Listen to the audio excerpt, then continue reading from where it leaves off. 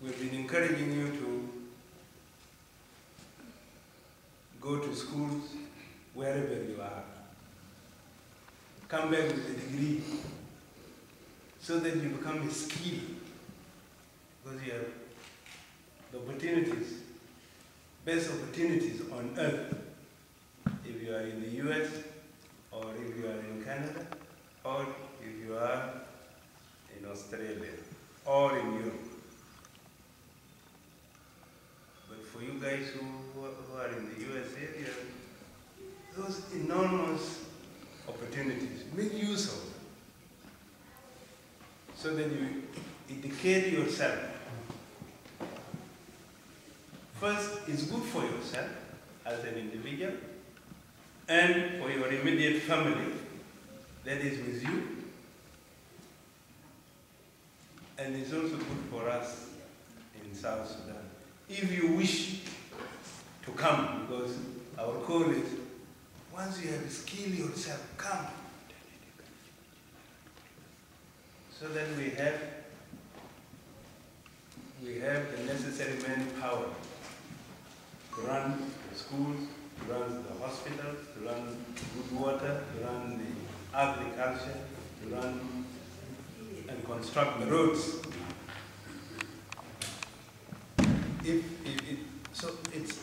We have been encouraging you to get a visa.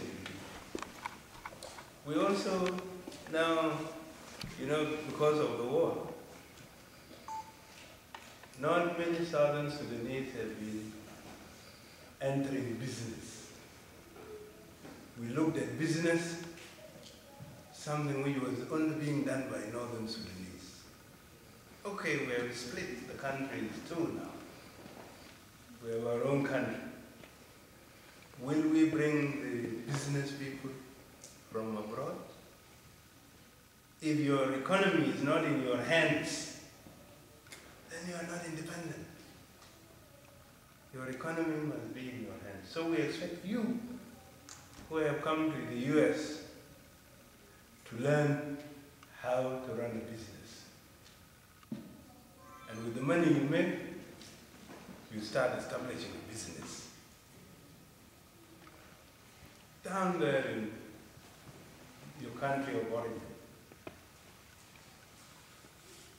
So when I say make a degree, it doesn't mean you necessarily have to be employed by government. You can be self-employed. If some of you go with capital from here and produce sugar factories, produce sugar. You establish sugar factories to produce sugar, or you do fruit canning, or you export the meat we have, the livestock we have. You produce more fish from our Nile because our fish is delicacy. The government is not going to do that. It is the private sector that will do it. And you are in the heart of entrepreneurship.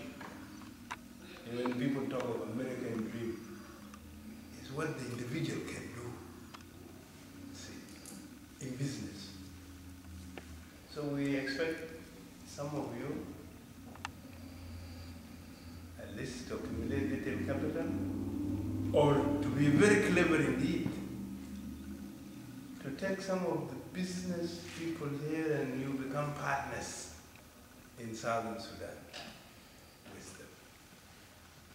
And then establish business, make manufacturing companies, factories, produce, you do hoteling, all this, service industry. So we're saying if you cannot go with a degree, go with business.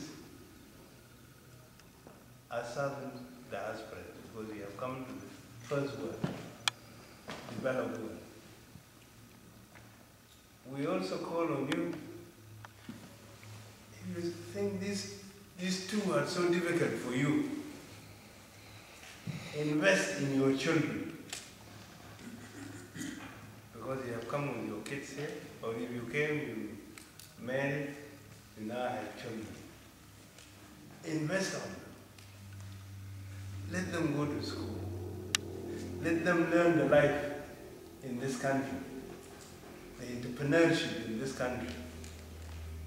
When they finish schools, you start exporting them while you are here. Export them back from where you came, unless you have decided to settle fully here, which is also your right, your option. But since you still follow Sudanese politics, since you still have a link, it means you, in the end of the day, you would want to see that you go back to your roots, if not all of you, at least a child of yours will go back to the roots you came from. So I say, educate them. Once, if one of them finishes the university, she'll say, Shanta, ma, them you sell them in that. Then again, I have educated this child, give him a job with the government. If you don't want the government, do business. You come back and come and invest on the smaller ones, and they do the same. They finish, you take. Finally, if you end up with one, if you stay here, okay. If they take you back home, you would have rebuilt yourself at home. This is our advice to you. I know this is a challenge.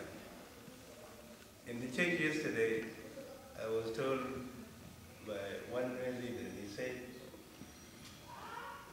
they in Omaha alone, they have 25 children in prison. Now, 25 in one state in prison means that our children are in trouble with the law. Now, how do we come out of this? First, let us start it from home. I know some of us in Africa are brought up differently. We bring up our children differently. But you have come here, the way of bringing up children is different. So different. If you beat the child, they complain. You yourself, the parent, you get into trouble. Use your mind to discipline your child. Use your mind so that the child does not fall into problem with the law. Some of our children have been jailed because of armed robbery. Some because of rape. Some because of petty crimes. You, the parents, I believe you have not told our children the importance of the opportunities they have got here in America. You have not told them. If you have told them that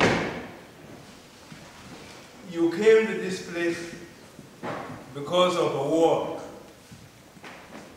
and because of difficulties in the country of your origin, South Sudan, and that they are lucky either to be born here or to be brought here and with all open opportunities, the child may not be doing what they are doing now.